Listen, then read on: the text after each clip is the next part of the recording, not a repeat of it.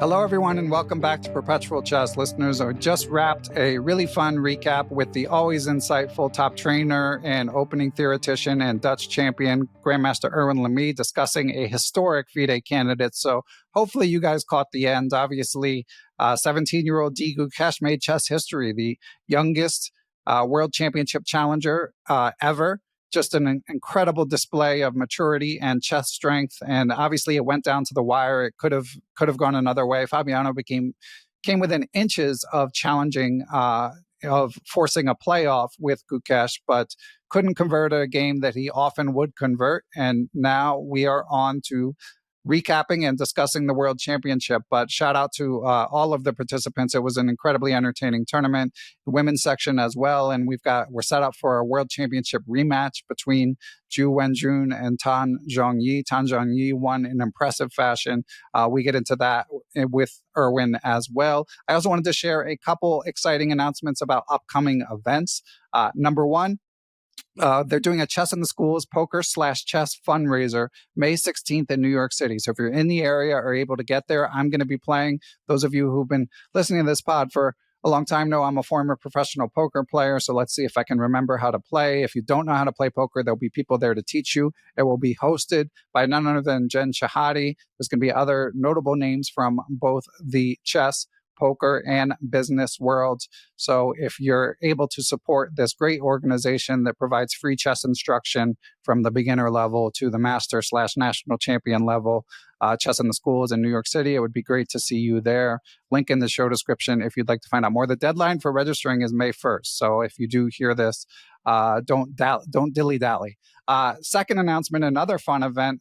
Just a reminder, in June in Vegas, June 5th to 9th, I'll be at the National Open/Las Vegas Chess Festival. I'm really excited to finally make it to this event. I'll be playing in the tournament, but also doing some other media type stuff. Number one, excited to announce that I'll be doing a live podcast with Grandmaster Alex Fishbein discussing my system. So this will be the first book recap that we've recapped twice. So for those of you who heard a couple years back, my system obviously gets recommended a lot, but there's also people like Yasser, like a famed naysayer of my system, even though he wrote the introduction to it for Lou Hayes. But anyway, so in this case, Alex has just re-edited a new edition for Russell Enterprises called the Fast Track Edition. And Alex still found the book to be quite insightful. So he's going to defend its honor. I'm going to ask some probing questions about my system. We'll also discuss my book, Perpetual Chess Improvement, a bit. And Alex will be signing my system. And I can sign whether you purchase a copy of Perpetual Chess Improvement or bring one you already have. Happy to sign whatever you have. And I'm excited for that event. More events, TBA. Also, more bigger shot guests will be there in Vegas. Ben Feingold is confirmed. I am Kostya Kavutskiy will be there. And there will be more announcements forthcoming. So if Vegas is more convenient for you than New York, it would be great to see you there. Last thing, programming note. This is technically, so I'm recording this on Wednesday, April 24th. I'm hoping to get this out by Friday the 26th. We'll see what happens. But this is technically next week's episode. Going to slow down a bit. So after this one, the next Perpetual Chess Pod will be out May 7th, and we'll be resuming our weekly schedule then. Last but not least, shout out to our sponsor, Chessable.com. You'll hear Erwin discussing, he's got a new course coming out. He does amazing work. So if you're a Caruana player, his course still holds up. Jovan Kahauska also has a new beginner-oriented course on the Caruana. I am Yuri Krykin, just came out with a 100 repertoire, which is like a quick and easy repertoire, whether you're a newer player or a more experienced one looking to pick up a backup repertoire, but that one's got the Queen's Gambit Declined and the Scandi in it. So as always, check out what Chessable has, and if you use the link to join Chessable Pro, you get all kinds of benefits and help to support the pod. So without further ado, let's get you to a very insightful interview with Grandmaster Erwin L'Ami. Here it is.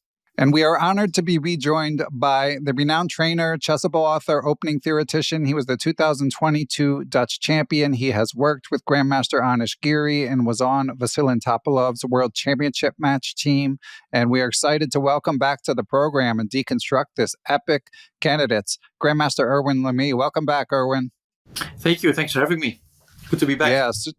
What a tournament. Super excited to discuss it. So, the first thing I want to ask you about, Erwin, is actually, it's a question from a Patreon supporter from a listener, just that goes kind of big picture. So this is from Jerry Wells. Jerry, thank you for helping to support perpetual chess. And Jerry wrote and said, Nakamura in his first recap in this new modern age with such strong computer programs says pretty much any opening is playing. Is this the meta that makes the tournament so good? Is it the absence of Carlsen, the changing of the guard with the hungry youth? Is it just a good format regardless of the pace of the times? So assuming that you agree that this was quite a compelling tournament, basically we're trying to get at, what do you think is the secret sauce? Yeah, I would definitely agree that this was one of the most epic candidates in recent times.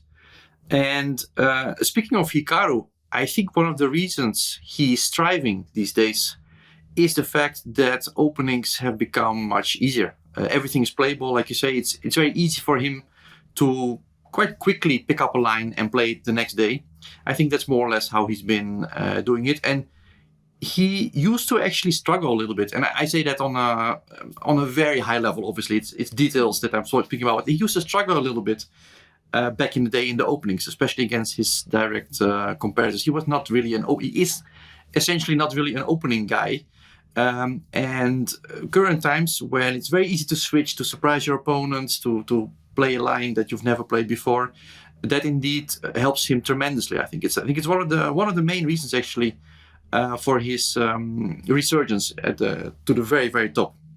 And in general, you have, of course, the young guys, Prag, Gukesh.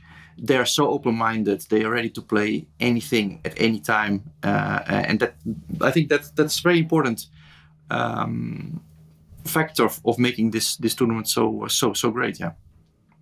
Yeah, it was such a philosophical change from especially the World Championship matches where you have these relatively narrow lines being investigated. You did have a few surprises, but more or less the players have their repertoires. And I did a big preview with Grandmaster Rafael Leitao, and I think especially with the older guard, like with Nakamura, as you mentioned, we expected his narrow repertoire to continue. And as you say, that didn't happen. Now with Nepo, of course, he did stick with the Petrov and got in some choppy waters because of it, but managed to survive. So yeah, it's been fascinating to see how it's evolved. So do you think that this change will stick around in top level chess, Erwin? Oh, definitely. I mean, it's clear now that everything is playable, more or less. And some guys, they like to still stick to one main opening, like Nepo. He's so well versed in his Petrov. He got fine positions. I think generally FIDE with his Berlin.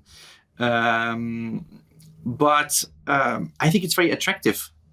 And I think it's also plus EV, so to speak, to switch it around as many players have shown. So I think it's gonna keep going this way, and I think we should be very happy that it does. I think we will see much less Berlins, Petrovs, etc. And I think Hikaru also said this like 10, 15 years ago. It was the Berlin or Petrov, one of those, and it was the Queen's Gambit, and those were the main openings more or less, and nothing much else was happening. And nowadays, yeah, everything goes. If you see what especially Prague did in the beginning of the tournament, how he beat Vidit with that very rare line in the Spanish, it really goes to show that these things can work. I should also add that sometimes in surprising the opponent, people take it too far, and it can also backfire. I think, for instance, what Prague did in round 2, was it against Gukesh? This Catalan game where he played a new idea that I think backfired a little bit, but in general, yeah, we'll see a lot more of this, and I think it's great news. Yeah, it caught me off guard. I mean, I was interested just from a sort of handicapping perspective because I found the field to be so even, and it bore out that it was pretty unpredictable what ended up happening. But I wasn't expecting to see such fresh chess, I have to admit, and that was made it such a historic tournament. And we'll return to that, but I feel like we shouldn't go too deep into this conversation, Erwin, without giving Gukesh his flowers. So maybe you could discuss what your expectations were for him in particular coming in, and how those expectations evolved. Yeah, it's interesting. Now, of course, you see all these big conclusions like, well, the new generation is going to take over now, and the Exactly. old one is Right. gone. I'm not that, strong in my opinions. I mean, I still, if I look at the standings, it's still Nakamura, Nepo, and Caruana on shared second place. I mean, still on top of the leaderboard, so to speak. And Gukesh simply outshone himself. I mean, I to be honest, didn't consider him already this good. I didn't think he was capable of such things. I don't think I'm the only one. I think I saw predictions of Magnus and of many very knowledgeable people who did not think that the new generation was ready for such leaps yet. And I do think that not all of them are. I mean, of course, we should mention the results of Alireza. Yeah. Also Prague, I mean, they were struggling a little bit, especially Alireza, of course. So definitely it's not a complete change of one generation to the other. But Gukesh did an amazing thing. Such, I mean, for a 17-year-old to be so calm and collected after I mean, it's just unbelievable. I think he's going to do great things. It's very, very obvious at this point. Not really a very controversial statement of mine. Yeah, in the FIDE press conference, he was joined by his second Grandmaster Gregory Gurewski, and Sagar Shah from Chess Base India asked, "What do you notice in the personalities, having worked with Viswanathan Anand and now working with Gukesh?" And he said, "Vishy is the brilliant one, and Gukesh is the calm one." And that really struck me. It's amazing to see, as you say, for a 17-year-old. So you mentioned you're not buying necessarily the changing of the guard narrative. What about the narrative that this is going to be an accelerant for Gukesh's career? I mean, obviously he's, additional financial support. He gets to do additional work on his openings. He sounded very fired up to just go study more chess. Do you think that this puts him on a different plane than his prodigy contemporaries? Yeah, this is huge. I mean, he's going to play a match for the World Championship. The amount of media attention that will draw at his age. I mean, he's going to be 18 when he plays the match, but he's still 17. This definitely places him above Prague, above Regaisi, the new generation. I think only Absatorov I would still rate very highly up there. I mean, if somebody was missing in the candidates, it was him. But this should be huge. Yeah, I mean the work that goes into a World Championship match, that should be giving him such a giant boost, and the match itself such an experience. Whether he wins it or not, I think it's gonna be great for his career overall. Yeah, it's hard to imagine. I mean, the youngest World Championship challenger in history. I was watching, shout out to Dojo Talks, who already did a recap of the candidates, and they were just talking about the the life change for a 17-year-old kid to be thrust into this spotlight. I mean, indications are there's no one better equipped to handle it. For one thing, he looks like he's 30 with the beard. But do you think he'll be okay? Like it's a crazy amount of attention for someone that age. He'll be fine. I think he's just fine. He's extremely calm, collected. He has some good people around him. I think Gajewski, very experienced trainer. His father always around. I think he's very grounded. He has Vishy, of course, as a advisor, as a somebody who's seen it all. No, I think he's going to be just fine. I have no worries about that at all. Absolutely. Yeah, and just showcases an amazing mindset. Listeners who listened along as we did the bonus pods covering this event will remember, obviously, the epic loss to Firouzja halfway through the tournament. And in the press conference, when they asked Gukesh when he thought things might go his way, he said, it was after that loss. He said, quote, "Even though I just had a painful loss, I was feeling at my absolute best on the rest day. Maybe this loss gave me so much motivation and fired me up." He added, "After the loss, I really felt that if I continue doing the right thing and I'm in the right mental state, then I can really go for the triumph." I mean, what 17-year-old kid reacts that way? That's amazing. Yeah, that is a remarkable statement. Yeah. I was thinking, like, how was I thinking when I was Right. 17? And it was definitely not like this. Yeah. He's just a very special kid. It's very clear. No 17-year-old reacts that way to such a painful loss. It's just, I'm a bit lost for words. I saw him a couple of times now, and last time I saw him up close was in Malmö, where I did commentary last year in the Malmö. And in the second round, he defeated Vincent Keimer there, and he came to the commentary booth to show the game to us and to the live audience. And he was so good, so that we were kind of lost. For I didn't really have any questions or any. We were just lost for words. So it's just one of those cases. And how? Is he going to be New Carlsen? Such questions, of course, are impossible to answer. But he's definitely on the right trajectory at this point. Now, do you mean more he was good in his composure and his like presentation skills, or his analysis, or like what stood out? I think in that everything. He was completely calm. First of all, he was not excited. He just played a great game. He beat Vincent in a very nice way, and he was completely calm about it. He just showed his game as if. And there were some tough moments in there. I asked him about it, and he said, "Yeah, okay." To me, it was clear that this was the move, and then he just showed some lines, and it was all very impressive. The whole demeanor, everything. 16 at the time, obviously. Yeah. So that he is very strong, just as Prag and all the other kids. That's very clear. But he has this extreme calmness. It seems to be like he's really zen. And that is, I think, a big quality when you get to these high tension events like candidates and soon a World Championship match. I think that's going to really help him a lot if he manages to keep his cool. Yeah, it's something to behold. Again, on the Dojo Talks, they're talking about you never know. There have been other anointed ones in chess history. We don't even have to look that far back. Thinking of Firouzja. That haven't worked out, but it was certainly but he is already playing display. a match, of course. So in a way, he is. He's there already.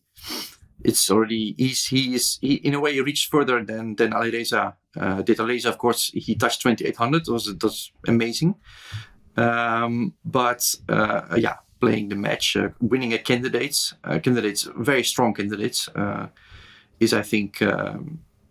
Just a giant result. So he's there already. He's not a promise anymore. He's up there. Yeah, that's a good point. And I'd like to get your thoughts on a prospective World Championship, but I'd like to return to that later because I want to also discuss some of the other players. And we have a question from another Patreon sub. This one is from Francois Legrand. Francois says, Hi, Erwin and Ben. Thanks for doing this awesome wrap-up of the candidates again. Erwin, how does a player like Caruana recover mentally after coming so close, knowing he had the win on the board and failing at the last hurdle? Yeah, that is just. He has even not in the same way, but he has, of course, experience of being very close. He had that famous last round game against Karjakin in 2016. Yep. I'm bad with years, but the famous one with Karjakin, which he lost in the last round. This time, if you go back to round 8, where he lost against Hikaru, which brought him back to 50%, then he drew with Abbasov, which must also have been a disappointment. So after 9 rounds, he was on 50%.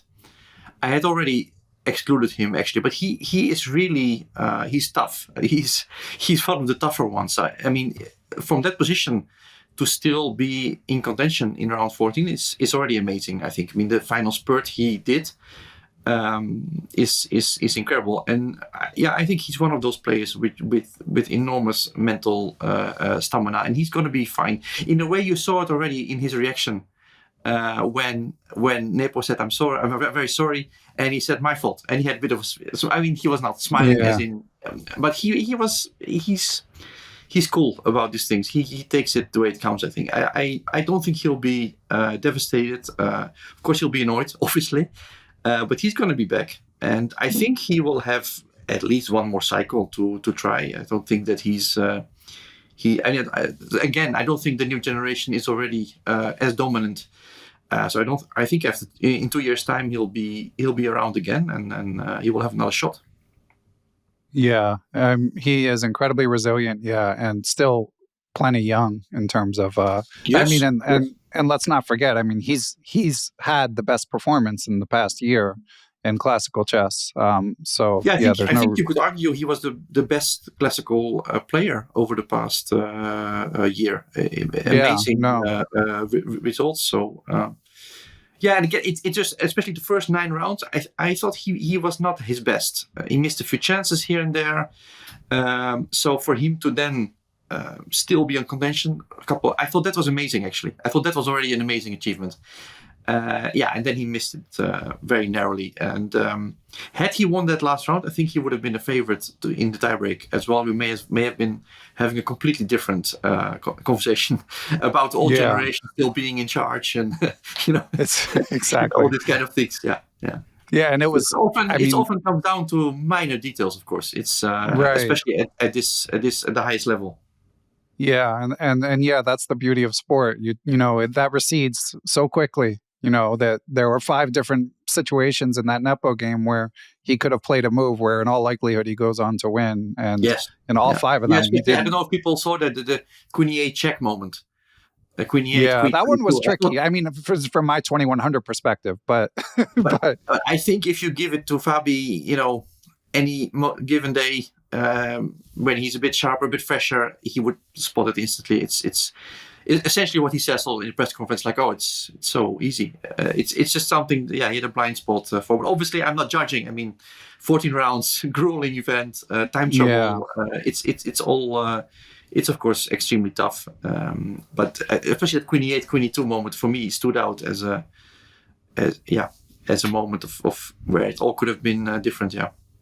Yeah, but also a few lessons for the amateurs. I mean, throughout the tournament, in terms of like how painful it was to watch people's time management, something that a lot of people struggle with. And obviously that's where he allowed that transition with Nepo sacking an exchange that he said he saw but misjudged. But then more to the point, there's this famous repeated advice about making sure you reset and take your time when you reach time control. And that was which one was correct out of King A2 and King A1? I can't remember offhand. Yeah, I also forgot it. But I was so confident he was going to win it after the time trouble. Because, I was obviously watching from Europe, so it's getting pretty late here. So I after the time trouble, I made a big mistake of going to sleep. Assuming that the next day we'll simply have a tiebreak and I'll be fresh watching it. But obviously I made a wrong call there because I missed one of the most spectacular moments of the tournament in that way. Yeah. Yeah, that tension is. I mean, it's. You really feel for someone like Fabi, but and he's normally so super precise that you just.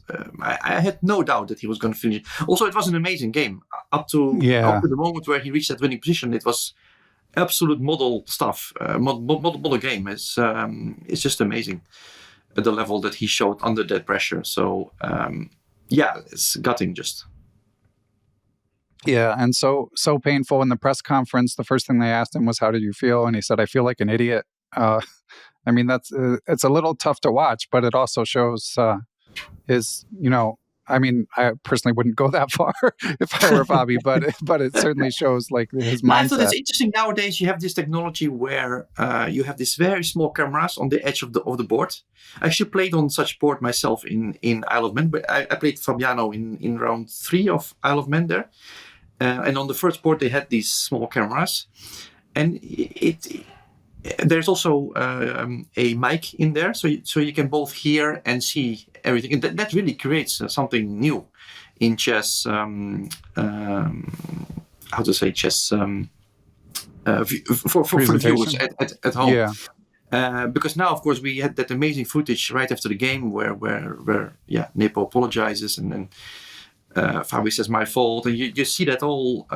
Normally, you don't get to see such intimate things over this. So I think that's kind of a nice addition to what viewers can see now in at top level chess. Yeah, they're really fun to have. Where are they on the board? Like, are they in front that's of a funny thing. At first, I thought it would be very disturbing because they are. Let's say you have the squares D1, E1, and they are in the middle, and then at the very edge of the board. Does that make sense? And for it's like a little glass pane, basically. Oh. Yes, yeah. It stands up like 1 centimeter. It's a tiny, it does come tiny up, camera, and of course it disappears underneath the board. And the same goes for on black side. So between D7, D8, at the very edge of the board, there's the. So when does it go up and when does it go down? No, it remains up. Okay. Continuous. Oh, okay. Yeah. You're just saying for packing or Well, whatever. it's not disturbed. At least it didn't disturb me. And apparently the players were also not disturbed because they played with it. So you very quickly get used to it. Because normally I'm quite easily annoyed by even the tiniest things like glasses or food or something around the table. I don't like loud that. walking. Yeah, nice one. But this didn't disturb me at all, and I think it's a nice addition for viewers at home. Yeah, it's great. Well, let's move on to Nepo. What did you think of his performance overall? Well, I mean, I think he should be quite content with what he did. I mean, obviously he cannot be happy because he was leading most of the event. So yeah, he wanted to win it. I mean, it would have been, by the way, historic to win it 3 times in a row. Would have been, and at some point I thought he's going to do it again. He looked his confident self. I don't really know what happened there. I got a bad feeling at some point when he played with Prague, with White, and he was kind of suffering his way to a draw. He managed it, but it didn't feel like that vintage Nepo that just confidently cruises to. So at that point, I started to doubt a little bit, and of course, also then Naka started to win 3 in a row. Gukesh started to win his games, so it became more of a race. But initially, when no one else was really showing very strong performances, especially the beginning, of course, Fabi was not yet showing his true potential. Then Nepo just looked very strong. Well, he didn't lose a single game, won 3 games. I think, if you look at the tournament table now, of course, he didn't score against Abbasov. I think that at least in the White game, you want to, I think, win. And besides that, 3 wins and draws in his other games. Yeah, he did just fine. I think he ran a bit out of steam towards the end, but I think he did fine. Yeah, I mean, I was really impressed, and it reached a point, as you say, near the halfway point where I just wanted compelling theater. Like I don't necessarily mind if he wins, although it wouldn't be bad to see a fresh face, but I just wanted it to be close because for a while there, it just looked like, he's going to cruise again. I was afraid. It's going to be such a tournament where he just goes to +3, +4, and then kind of closes the tournament, makes a few strategic draws, and just ends it. But luckily for the tournament, that didn't happen. I mean, it became this awesome race. Yeah. Yeah, and now he's number 4. He gained 12 elo. He's number 4 on the live rating, age 33. So do you think he'll be back? Yeah. I think 2 more years he definitely has. I don't think he has 4-6 years. That's a bit long, but 1 cycle I think he could still. He's still an amazing player, so it wouldn't surprise me at all. Just like Fabi to have him back again in 2 years. Yeah, and a few years older. What do you think about Nakamura, number 3 on the live rating? He gained 5 points too, amazingly, 27.94. Yeah, Hikaru, of course, he's just a miracle in a way. I mean, has this streaming career, which is of course brilliant. I mean, he started he was one of the first, I think, to really jump on that, and he really made a great thing out of it. I watch him time to time. It's quite amazing just how easily he crushes these blitz events online. It's just absolutely amazing. And like I said before, I think the change in how openings are approached and can be approached because of modern engines and everything being playable, I think that really suits him. I think it helps him a lot. All the other things have always been there already for me. He's super sharp. He calculates, one of the best, extremely resourceful, very hard to defeat. All those things he has naturally, and they will. That's always been there. But openings, like I said, he doesn't really have that. I would say deep opening knowledge that people like Magnus have, or people like Anish have. For example, Anish Giri, like those real theoreticians,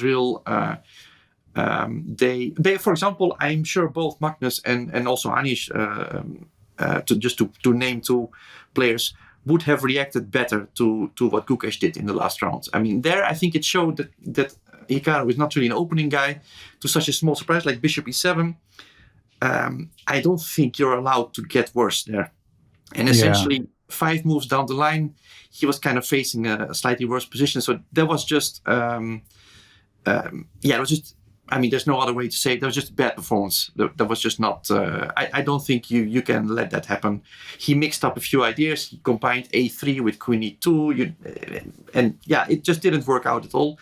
Gave Guki a very easy game and that was it. So he essentially didn't get to play the game. And that's for him very unfortunate, I think. Because had he somehow managed to keep the pieces on, get a tense game, an interesting game, he would have gotten his chances for sure. But like this, he was never really in the race in the last round. Yeah, your friend Anish Giri did some awesome coverage during the tournament. I don't know if you caught any of his chats with Sagar Shah, but in one of them, he mentioned how like he and Nakamura have very philosophically opposed sort of approaches to professional chess, getting at what you're saying, because Anish is such an incredible font of opening information. And as you say, Naka, not as much. That is exactly how it is. And it's also nice. It means that there are many ways to work on your game. I mean, if we bring it down to that philosophical level, you have top players who spend most of the time on openings. You have top players who, well, like Hikaru, play blitz, try to stay sharp. In other ways, focus on the practical side of the game more. I guess. And I assume there are many also in between people who focus on openings and do that. So I guess there are many ways. And that's also nice because it means that everybody can just sort of pick their way, the way that they feel works for them. And I think that's only good. But as I say, that I think for the way Anish approaches the game, it was easier for him 5 to 10 years ago because he managed to get opening advantages more easily in those days. There was more room for exploration, and he was very good at. He is very good at that. It's just that now the margins have become more narrow. Can you hold on one sec? Yeah, what is that raining? There is some rain coming. I don't know how disturbing that is. It's pretty loud. Yeah, sorry to cut you off. Just continue. It's pretty loud. Yeah, I was wondering about that. I hope it will end soon. Netherlands, true to form with the rain, the audible rain in the background. No, it should be just temporary, and then it's pretty loud. Yeah. We'll get used to it. I just want to make sure it was nothing that we couldn't just get rid of. Yeah, very sure. But this is me giving the listeners the true Dutch experience of rain. It's been raining continuously here for a couple of days already. Should we just continue or? Yeah, let's continue. Yeah, I lost a little bit my. I was saying that I was making that point about openings since it has changed so much. it's become, I think easier for Hikaru and more difficult for Anish in that sense. But still, I don't think there's one way one particular way that chess should be studied and worked on. But openings having become so easy in a way for players to prepare, it has become more difficult to gain an advantage in the opening. That makes sense. Yeah, and Naka, despite being 36, slightly older, I still find it tough to rule him out. It does seem like maybe depending on all of the qualification hurdles that one needs to jump through, he may not try as hard to actually qualify as everyone else. But chess-wise, it seems like the skills are all still there. Yeah, he has that whole I don't really care vibe going. I'm not really sure I completely buy that. I mean, I still think that, he wants to become world champion, right? I mean, that's every chess player's dream, and I think it's his as well. But he has that mindset, which might help for him, where he says to himself also, well, I have this streaming career, which is great, works well for me. So whatever happens, I'm fine. And I think that might really help him during tournaments. It might help him make things easier for him. So in that sense, I understand that he keeps repeating this mantra, but I'm not sure I'm buying it that much, to be honest. I still think he cares a lot. It's just that he does have a very successful streaming career, which of course is very important to him as well. Yeah, well, I hope, as a fan, I hope he keeps trying. Just like whether he wins or not, just his mere presence is very entertaining. Yeah, and also he has this very how do you call it, this mental stamina. Like he's able to have this 8-hour stream and then suddenly win a title Tuesday at the end of it, another 2 hours. He can keep playing on a high level for a long, long time. So that's a very big trait, important trait, I think, to have. So I think he'll be around for more years. And I would think that he can do another cycle. Definitely. Yeah. And what do you think about Firouzja? Yeah, I think that's just been it's been not his tournament. He's just been struggling. I think I don't know him that well, so I don't know how he's approaching the game, what he's doing at home, all these kind of questions. But it just doesn't look like it's going the right direction somehow. To put it mild, I mean, he was. I mean, Carlsen already called him out, like he's going to be the new one. And essentially didn't. I mean, I think when did he break 2800? Was that 3-4 years ago?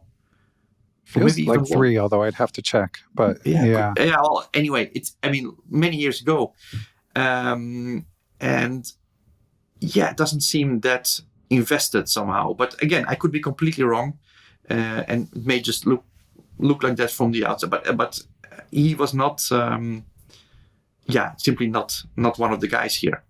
Just really, really not. I think he can definitely still be back, but some real work has to be done, I think, at this point. Yeah, and the psychological resilience that someone like Gukesh shows, and even Fabiano in defeat, although there's an additional chapter to be written after the last round, but yeah, he hasn't shown that as much yet. Yes. He of course he does show signs of brilliance sometimes, which make you think like it's still there, it might still happen, but at this point it's not often enough, it's not consistent enough that he shows this. It's it would be nice if he manages to raise his level, but right now he's just not one of the guys in my view. Yeah, he did share on Instagram, "I will be back. Without a test, there is no testimony." So showing a good mindset after the tournament, at least. I know people were concerned after Shoegate too. But that was also I was a bit surprised about that whole thing. But I didn't think that was such a big deal, to be honest. And he's now 16 on the live ratings. Geez. It's so crowded at the top. Gukesh, I think, dropped to I don't know where after Isle of Man. So these things can go very fast. Gukesh, I think, dropped to 27-20. I think after Isle of Man, and is now already number 6. So these things can go fast. Of course, when Alireza is at his best, focused, fully invested, he's able to win all these rating points back in no time, I think. But yeah, he needs to be there, and we haven't seen it for a while now. Yeah. Any thoughts on the remaining participants? Prag, FIDE, Abasov? Am I forgetting anyone? Well, FIDE, of course. I mean, they all had their impact on the. I mean, FIDE beat Nakamura twice, which is a huge feat, of course. I thought he had a very decent showing. I think nobody expected him to run away with it. He won Isle of Man, had a great year in general, and I think he held his own in this field. He also, after some painful losses, he came back with wins, so he didn't collapse in any way, which I thought was admirable. So I think he did very decent. So I thought it was very acceptable performance. For Abasov, it was of course very rough, but that was to be expected in a way. -7, I think it was in the end. 7 losses, 7 draws.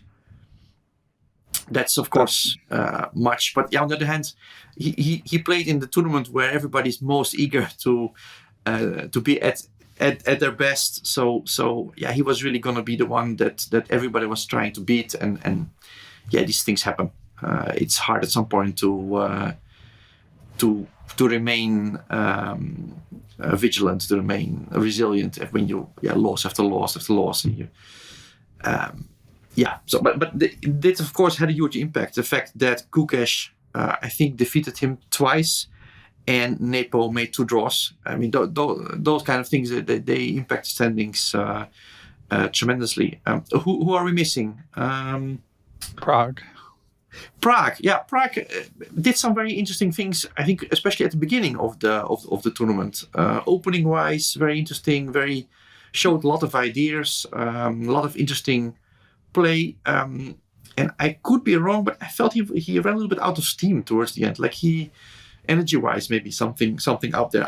I don't know, but it felt a bit to me that way. Towards the end, he lost momentum a little bit, because he was never really scoring that high. I think he never. He was at some point at 50%, but he was just playing very interesting chess. That French game against Fabi. I mentioned already the game against Gukesh. He lost that game, but it's still a very interesting fight. The way he defeated FIDE in that rare line of the Spanish. So he showed some very interesting ideas, and then towards the end, I think he ran out of steam a little bit. And that's unfortunate. Maybe something for him to make some conclusions on. Because I could be wrong, of course. Maybe I'm, but it felt to me a little bit that way. That towards the end he lacked some energy to keep it going. Yeah, still quite an impressive showing for an 18-year-old kid. Absolutely.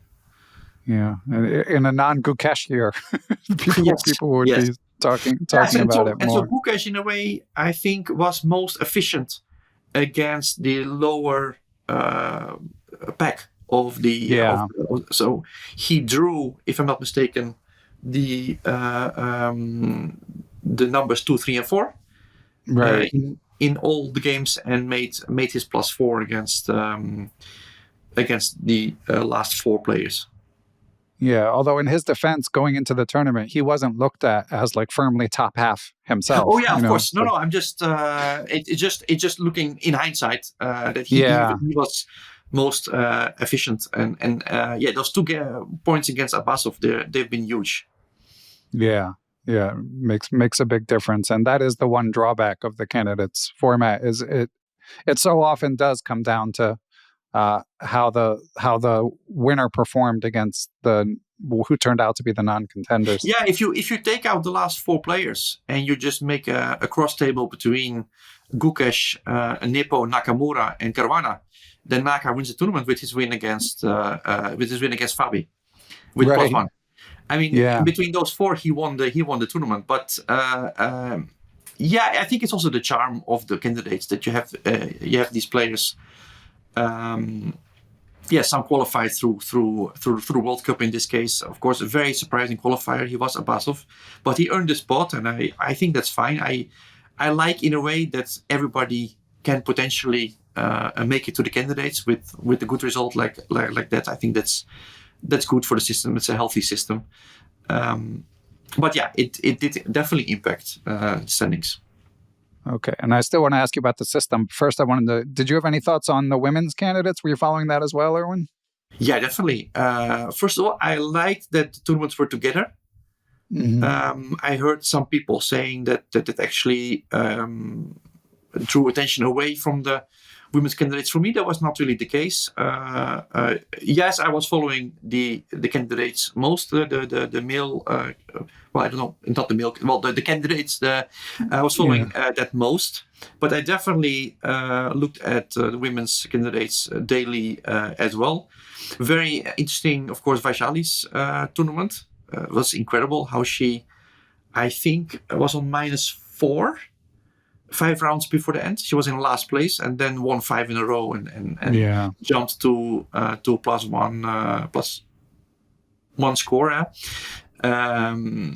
There, by the way, we didn't see any change of the guard in sense of it was just very much the same players that we know already who were. Tanjongi has been around, of course.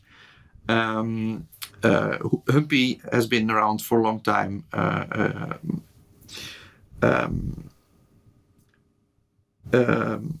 lost her name. Lagno, Gorgatskina. Lagno, exactly. I was looking for Gorgatskina. So they've all been around, so not really a change of the guard in that sense. I was really rooting for Lei Ting for a long time. I thought she was playing great. But Tanjongi, she really ran away with it at some point, and 1.5 point. Yeah, there's not much to say there. She was really solid, played very fine chess, grabbed her chances. Well deserved. I think that if Lei Tingye, and my pronunciation is probably not perfect, but I think if she had started the tournament a bit better, she could have been because at some point from around, let's say, 4-5 until towards the end of the event, I think she was really quite dominant, won a lot of games and looked very strong, but it just came a bit too late, I think, and the end was not really didn't really go her way simply. So we get a rematch. I think a rematch from 2018. Yep. Yeah. So that says a lot as well. It's a match from 6 years ago, which gets repeated now. So not really a change of the guard there, but I think Vaishali, in 2 years, she's gonna be there. That's very clear. Yeah. She gained a lot of experience here, and she has this resilience. I mean, winning 5 games in a row, having just lost 4 in a row. That's unheard of. So I thought it was a very interesting event. Very interesting to follow for sure. Yeah, very interesting. And I wonder what they'll end up. So now we have, as you say, 2018 rematch, 2 women from China playing. So I wonder if it's more likely that they'll do the World Championship concurrently, or if they'll be in different places.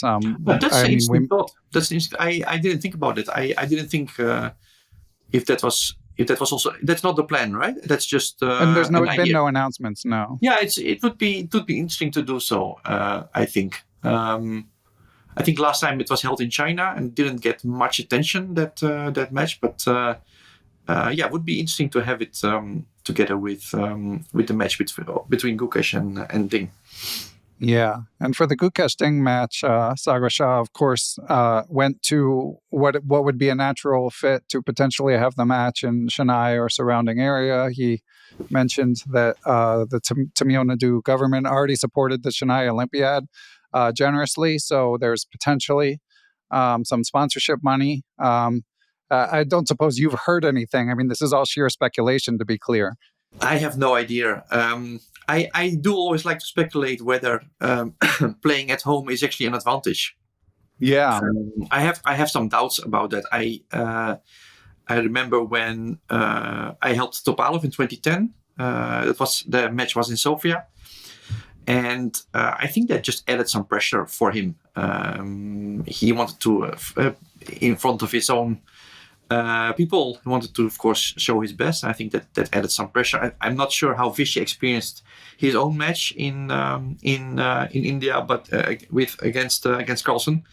But I can easily imagine that it just adds some pressure, and that neutral ground might actually be more pleasant. But I don't know. But some people might actually be feeling that home crowd gives an extra boost.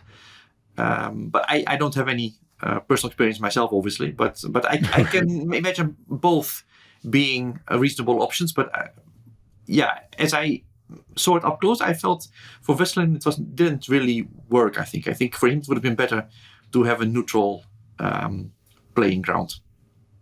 Yeah, I think Magnus said that he prefers not to play, preferred not to play World Championship matches in Norway. Yeah, I can definitely imagine that. He has, of course, experience with Norway Chess, with the tournament there.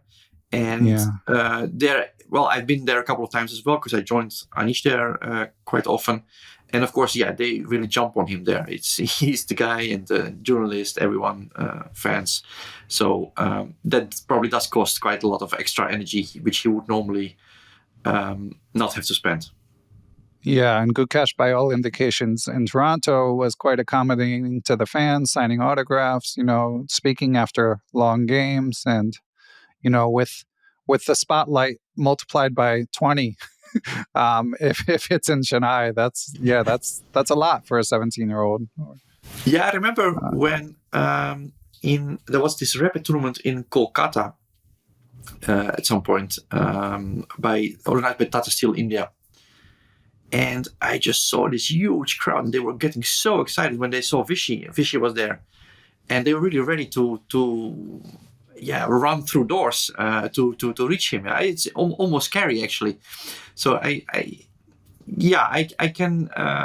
think that for Gukesh it might be not so bad not to have it in India. Yeah. But then again, there's also things like money involved.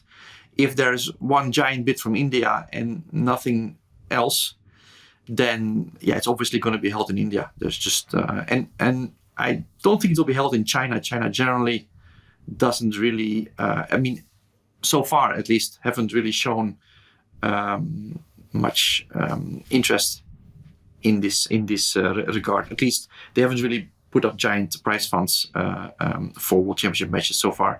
So I wouldn't be surprised if it's held in India. Let's put it that way. Yeah, it makes sense. Barring that, I agree with you about China. I would think / fear it might be one of the usual FIDE places, or Dubai or something like that, if it's not India. So yes, that's definitely true. Yeah. And what do you think of the actual match? It seems like everyone's already saying Gukesh is a favorite. Do you agree with that? Well, I think it's no secret that Ding hasn't been well. I think nobody really knows what it's about, but he's clearly not feeling well. So first of all, I hope that he just manages to get back to his usual self, and that's the most important, I think. And if he does, if he gets back to the Ding that we know from a couple of years ago, then Ding will be a very clear favorite, I think, because he's just at his peak. He was incredibly strong. If he indeed plays like he has been playing in the last couple of months, like we saw him in the last couple of months, then of course Gukesh is a clear favorite. And in fact, most of the field in candidates would be a big favorite against him. So I'm definitely hoping for Ding to find his way, and he still has some time, of course. So I would definitely hope that he manages to get back and make a great match out of it, because it could, of course, potentially be a great match. They both have a very interesting playing style. They're fighters. It could potentially be a great match. So I'm rooting for that mostly. And for now, if you look at them in the last few months, Gukesh must be a favorite. But if Ding manages to get to that, well, is it 2020 shape that he was in, 2800 plus, he was so strong, then he is actually the clear favorite. So I'm just, the main question is which Ding will be showing up in the match. Yeah, it's easy to forget how strong he was. Not you that see long one, ago. 2 bad results, and we already think it's over. But of course, he can still recuperate. And again, I don't really know what is up with him. I just hope he manages to resolve it, and then he is one of the strongest players in the world. So hopefully that will be a great match. Yeah, number 7 on the live ratings, 31 years of age. So hopefully he can turn it around, and I hope that there's strong interest in the match. I mean, obviously, it could be my American bias, but when I interviewed Mike Klein with Rex Sinfeld coming to the event, there I would have loved to have seen it in the U.S. with Caruana or Nakamura. But considering that it's like the number 6 against the number 7 in the world currently, like the idea of this young star ascending, and on the back of India's tidal wave generally, does make for some compelling theater. And I've been a fan of Gukesh. He did a podcast when Levy Rosman was doing his podcast a couple years back. He did an interview with him, and I remember, similar to what you were saying about the postmortem you did with him, just being blown away by his maturity. So I'm excited to see how he handles this next step. Yeah, I think for Indian chess, like you said, it's going to be huge. I mean, already chess is booming in India, of course, in ways that are hard to imagine even. But this is going to be big again. It's going to be like Vishy in his World Championship matches. It's that skill. Yeah, and the last topic, Erwin, I wanted to discuss, at least World Championship related, is the format. So it seems kind of silly. Like, it seems to me, I haven't compared ratings or anything, but it seems like this drew a lot of interest, and I certainly, as you did, found it extremely compelling. But so that raises 2 questions. 1, does it need to be changed if everyone finds it compelling? And 2, like, what makes this so much more compelling than everything else? Because it would be nice if, and I certainly feel this way, and it's, I'm obviously a chess diehard, and it's my job to follow these tournaments, but they have a tendency to blend together for me outside of the candidates and the Olympiad, the World Cup, and what Vikensay. Those are the 4 that, like, I get really excited for. Everything else less so. So, I mean, A, do you think this format should be changed? And B, do you think other changes should take place with top tournaments? Yeah, it's a bit of a curious situation where we are in, I think, where a lot of new things are tried. And I actually salute that. I think it's great to just try new things. Now with the 960, for example, or, well, they call it differently, but Fisher Random. I'm with you, it's 960. Fisher Random, whatever you want to call it. Freestyle, yeah. Freestyle, that's the word, yeah. So I think it's great that those things are happening. I'm just not sure that they create the same buzz as the traditional events. There's an issue. I mean, we see all these online events. Once again, it's great they're being held. Definitely not against them, but we see very little interest actually from. If you look at the viewership, it's not that great. So the candidates, the World Championship, the Olympiads, they are still the big events for now. I think there's nothing wrong with that. I like the format of the candidates as it is right now. The downside I could mention is that towards the end of the event you will have players that are kind of out of contention and no longer play with that same intensity, or they cannot. They try, of course, but they lack a little bit that intensity. So you have one player fighting for the World Championship match, and the other player is just playing for some prize money, some point money for the. So that's a bit of a discrepancy, which sometimes feels a bit off. But then again, all the excitement we saw in this tournament, and the fact that everybody can qualify. So you want to have that qualification system where everybody has a shot. No, I'm not really advocating a lot. I'm quite averse to big changes generally when it comes to matches. When Magnus was speaking about those new formats, playing 2 games a day and all this kind of things, wouldn't really be my cup of tea. But of course, maybe it will happen at some point, and I will just be a dinosaur, and nobody will care about what I think. But I'm not really ready for that yet. I think no. Yeah, I mean, you've got plenty of company, and as we said, this was extremely compelling. So it's kind of, to me, it's less about this event. Although I do think that the criticism about players not being in contention, having such a great impact on the outcome, especially at the end, I think it's very valid. But it's just you're always choosing among a set of imperfect choices, and exactly. But my friend Greg Shahade, I am Greg Shahade, is very good. He consults, he's done some work with chess.com, helping advise them on how they arrange their tournaments. He's always big on incentives. He's always saying, there's this famous Charlie Munger, the Warren Buffett's sidekick, who says, show me the incentive and I'll show you the behavior, basically, in terms of like predicting how humans will act. And that's sort of Greg's governing thesis and how he thinks about tournaments. And he tweeted after watching this tournament and sort of batting around why people were so into it. He says, I'll read it. It's 3 tweets. He says, "No one should ever qualify for the candidates again without finishing first place in a qualification tournament. No more second, third place. No convoluted point system. Win a tournament or you don't play. One idea. 4 6-player double round robins with their own qualification system to be able to play." So this is how you would get the spots for the candidates. 2 open-ish Swiss tournaments, 1 FIDE World Cup spot. So something like that. Do you think that's too radical to have more winner-take-all tournaments where a FIDE candidate spot is on the line? Yeah, I'm thinking about that for a second because it's take your time. A lot to take in. Yeah. You do want to have the strongest candidates possible, right? Generally. So I also don't want to make it too random in a way. So I do want to. At one point, I want to give chances to everyone. Everybody should be able to qualify.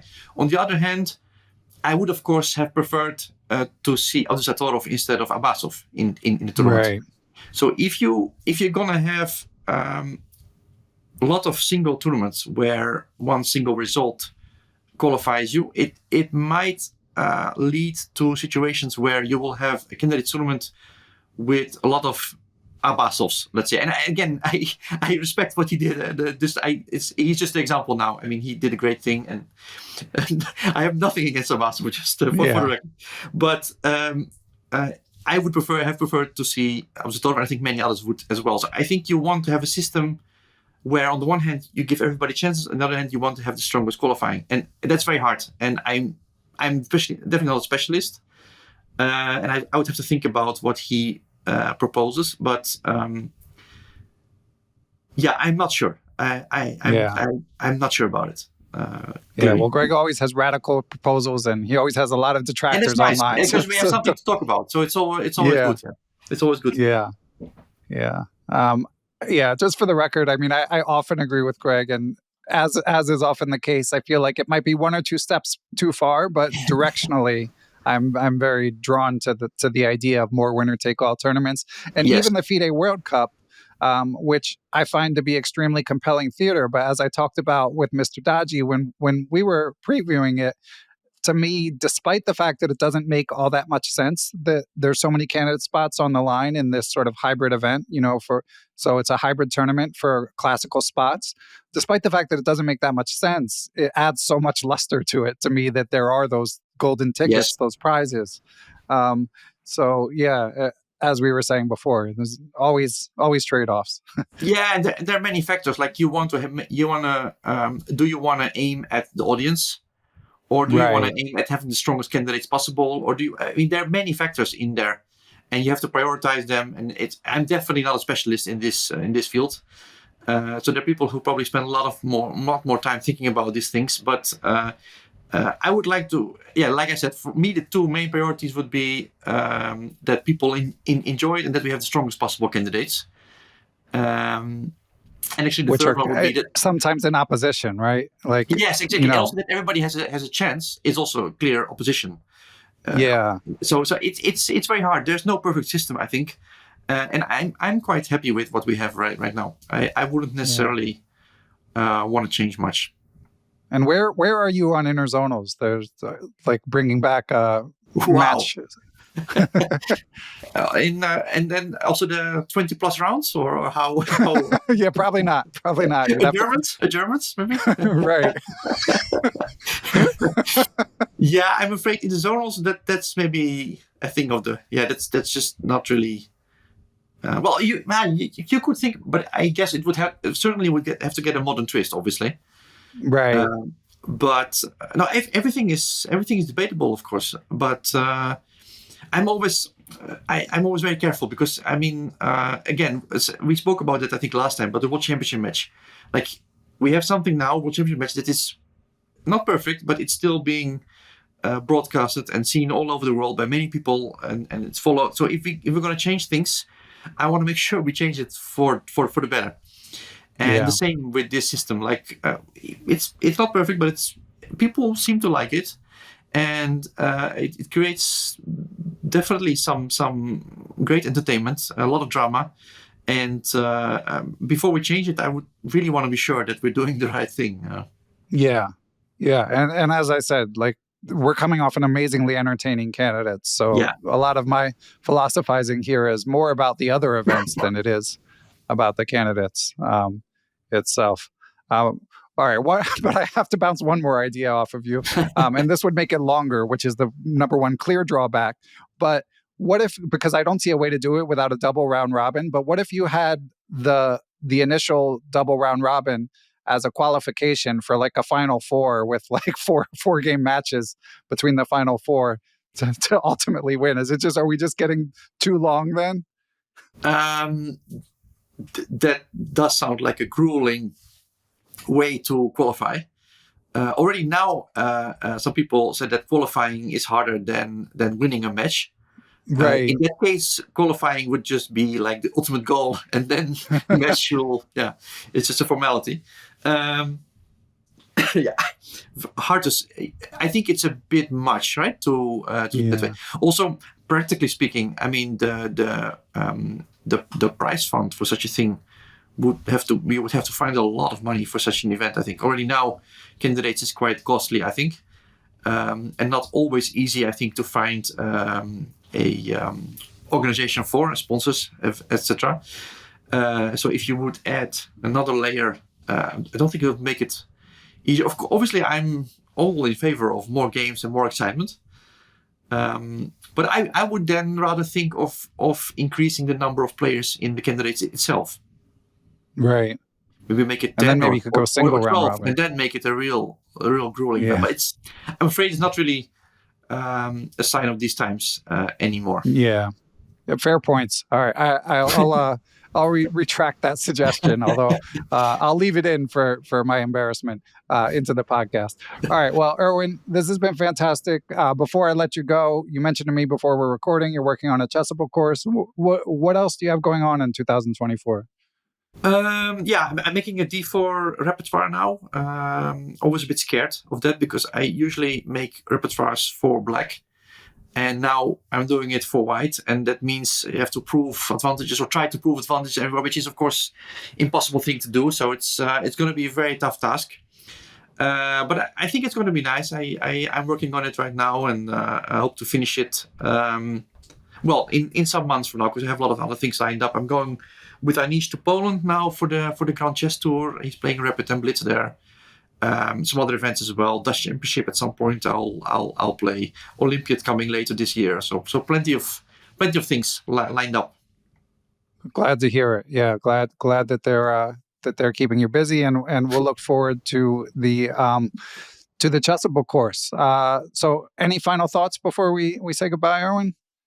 Well, for sure, we'll have to do this again next candidates, because it's just it's always great. Because I didn't really tweet much this time. I didn't really vent my thoughts, so I needed to. I'm very happy you reached out so that I can share my thoughts on this event, because it's been so great. I think that's actually a nice final thought, that it's been such a great event. It was a joy to talk about it. Yeah. Well, thank you. I mean, I always love to hear your perspective. So you're welcome anytime. First of all, even if I don't email you, you can email me. And second of all, yeah, shout out to the sponsors and to FIDE. I mean, they seem to be very well organized. Obviously, little snafus with the sound or whatever and the shoe issue. But overall, it seemed like everyone was firing on all cylinders. So got to give credit where it's due. And yeah, look forward to the World Championship among many other events. Yeah, definitely. That's going to be a great match, I hope. And again, it will depend on how Ding will show up there. But if he shows up in his usual or in his old form, then it's going to be an absolutely epic match, I think. Yeah, and we've got till generally this match takes place in November, so we've got plenty of time for him to get his ducks in a row and put on a good match. But thanks again, Erwin. Been a lot of fun. And I guess we'll say goodbye until next time. Yeah, thanks again. Happy to be here.